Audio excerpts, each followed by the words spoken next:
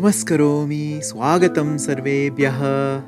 So now that we've made it through the 7 different vibhaktis, the 7 different cases that are going to be used for nouns and adjectives, and now that you've got your 3 noun paradigms, your auspicious paradigms of Rama, Sita, and Pustakam, you've got those completely memorized, right?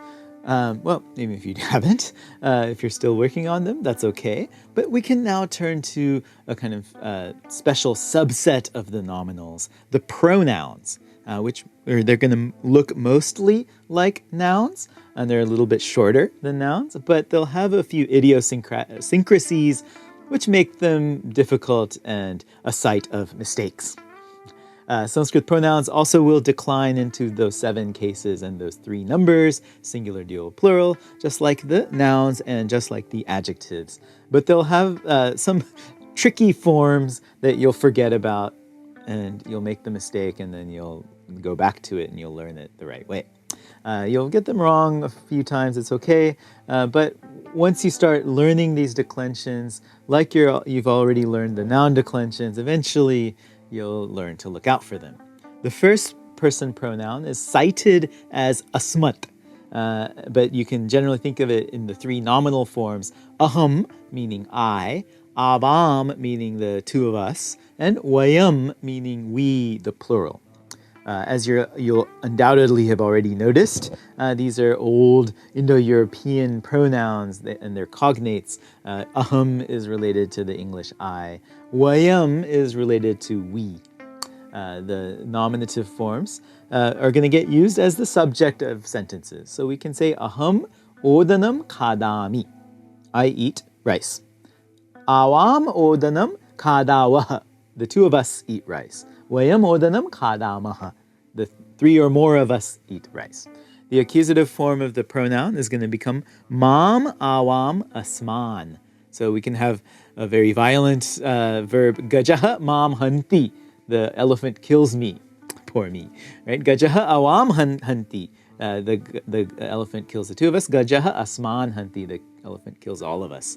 The instrumental is important to learn. You'll use it a lot. Maya means by me. Awabhyam asmabihi, by us. The dual and plural will have a typical stem form, as you're going to see awa and asma. These will carry through the rest of the paradigm. 4th case is chaturthi, the dative. Mahyam, to me. We've already learned it with rochate, right? Mahyam rochate, I like something. Then we have awabhyam and asmabhyam, for us all. I can guarantee that you'll forget asmabhyam. I forget it all the time myself. It's a very irregular form. It's very hard to remember. It's fine though. Eventually you might learn to recognize it, and it might just take a little bit longer than the rest of your paradigms. The panchami, the ablative, is mat, from me, awabhyam again, and asmat now, from us, plural. This asmat, by the way, is how the whole pronoun is going to be cited when you're citing the pronoun. The genitive, the shashti vibhakti, will be mama, mine, of me. Then we have avayoho and asmakam, of ours. Finally, the saptami vibhakti, the locative, will be mai, in me, with respect to me. Or avayoho and asmasu, in us, among us, with respect to us. Now the second person pronoun is cited as yushmat. It's equivalent to the English you. The nominative forms are going to be tvam, yuvam, and yuyam. You singular, you dual, and you plural. Yuyam is cognate with the English you. You actually used to be the plural in older forms of English, while tvam is cognate with thou. Thou used to be the singular in English. Tvam odanam kadasi, you eat rice. Yuvam odanam kadata, the 2 of you eat rice. Yuyam odanam kadata, all of you eat rice. The accusative forms are going to be quite parallel to the first person paradigm. You'll get tvam in the singular, yuam, and yushman in the plural. The instrumental is tvaya, by you, yuabhyam, and yushmabihi, by you singular, dual, and plural. Here we can notice that there's a parallel again to the first person paradigm. The duals are being formed off of yua. Awa was in the first person. Plurals are being formed of yushma instead of asma.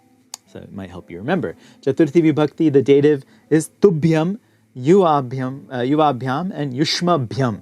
One way to remember tubhyam is to remember namastubhyam. Namastubhyam, I bow to you.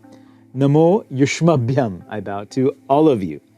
The fifth case or ablative is going to be twat, yuvabhyam, and yushmat. Sixth case, the genitive, it'll be very important, of course, will be tawa, of you. Tawa pustakam, right? Yuvayoho, of the two of you. Yushmakam, of you all. Finally, the saptami, the locative, it will be twayi, just like mayi. Yuvayoho and yushmasu, in you, on the two of you, or respect to all of you. One thing in wrapping up this first and second person pronouns, the pronouns also have what are called the enclitic forms, or shortened forms. These short forms can be used anywhere except for at the start of a sentence.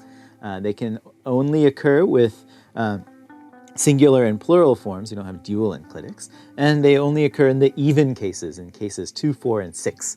Accusative singular enclitics are ma and twa. The other singulars, the fourth and sixth case, are going to be me and te for first person, second person. The plural enclitics for second, fourth, and sixth cases are naha for the first person, meaning us, and waha for the second person, meaning you all. This is where the popular phrase namaste comes from. The namas is namaha, right, a bow. Te is the enclitic form of tubhyam, to you, the chaturthi vibhakti singular dative case of the second person. So namaste means a bow for your sake, to you. So those are the first and second person pronouns. Let's take a pause here, catch our breath. In the next segment, we'll turn to the third person pronouns, the Sanskrit equivalents of he, she, it, and they, them. Thank you for watching. See you next time. Punarmilamaha. Dhanyawadaha.